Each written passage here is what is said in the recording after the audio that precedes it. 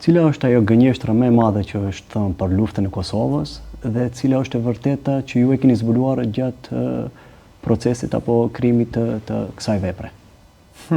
Gënjeshtra më e madhe, po ka shumë gënjeshtra, për shembull një pikë gënjeshtrave më të mëdha që regjimi i Serbisë ka përhapur luftën në Kosovë, sidomos nëpër çarqe kështu fashiste nëpër Evropë, është se apo kemi vrarë musliman atje. Për shembull Vukošnaj, ose ka plot partije të ekstremit djathtë në vende të ndryshme të Bashkimit Evropian, kemi ndihmuar kot atje musliman. Që nuk është e vërtetë, për shembull, se krimet e tmerrshme që janë kryer për regjimin e Serbisë në krye me Slobodan Miloševićin nuk janë bërë për arsye të përkatësisë fetare të shqiptarëve në Kosovë. Për shembull, masakra më e madhe që ka ndodhur në Kosovë gjatë luftës 98-99 numerikisht, që është në fshatin Mej të Gjakovës, ku janë diku rreth 370 qytetarë shqiptarë të pafajshëm, civil, të paarmatosur, të vramë, të masakruar. Madje përveç se të vramë, të masakruar, kufomat e tyre edhe janë vjedhë dhe janë çuar në batajnicë. Kjo për shembull nuk ka ndodhur ndaj muslimanëve. Shumica e vramëve aty kanë qenë shqiptarë të komunitetit katolik. Kjo është rrana që e kanë përhap më shumë këtij regjimi i Serbisë.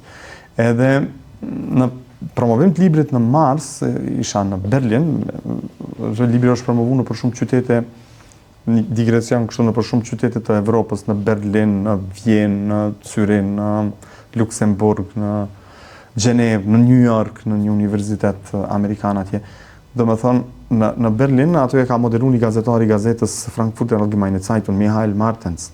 Edhe ai kur e ka lexuar librin, o habit që masakra më e madhe është në Mej dhe ka ndodhur ndaj komunitetit katolik shqiptar në Kosovë, dhe mandej ka vendosur me ardh Mej. Me 27 prill ka qëndruar 3 ditë atje, e kam shoqëruar gjatë qëndrimit në Mej, edhe ka bërë një shkrim për gazetën më të madhe gjermane Frankfurter Allgemeine Zeitung për me kundërshtu këtë gënjeshtër madhe. Kjo është gënjeshtra e parë që më ran mend, po gënjeshtra kemi bërë edhe na, për shkak se i kemi për shembull nuk kemi lejuar me u fol për gati 2 dekada për përdhënimet, edhe i kemi stigmatizuar ata që kanë guxuar me fol për përdhënimet. Ose një gënjeshtër tjetër të madhe që e kemi bërë shumë prej viktimave, civilëve të vramë, i kemi shkruar si ushtar, dhe kjo është bërë familjarët ose rrethi aty e ka bërë për 2 arsye. Para ka qenë për shkak të prestigjit, se nuk kanë dashur që djali përkatësisht vajza e tyre me u shënu si viktim, me pas status tull, se viktima ka pas status tull që është një kosovare, por duhet me i shkruar si pjesëtar të UÇK-s, në mënyrë që me ngrit prestigjin e tyre në shoqërinë kosovare. Dhe dyta për arsye monetare, sepse nëse ju jeni familjar, jeni prind i një viktime, i një personi dëvram gjatë luftës në Kosovë, nëse ajo është e shkruar si viktim, ju e merrni një shumë të caktuar. Nëse është i shkruar si pjesëtar i UÇK-s, ju e merrni 2 fishin asaj shumë. Kështu që kjo është një prej rrënave që kemi bërë na, ose se ka plot kështu gënjeshtra që po thotë, po ose një tjetër për shembull që e bën Serbia më të madhe është që kur jam mëson fëmijëve përmes teksteve mësimore të historisë, shkollave fillore të mesme, kur jam mëson luftën në Kosovë,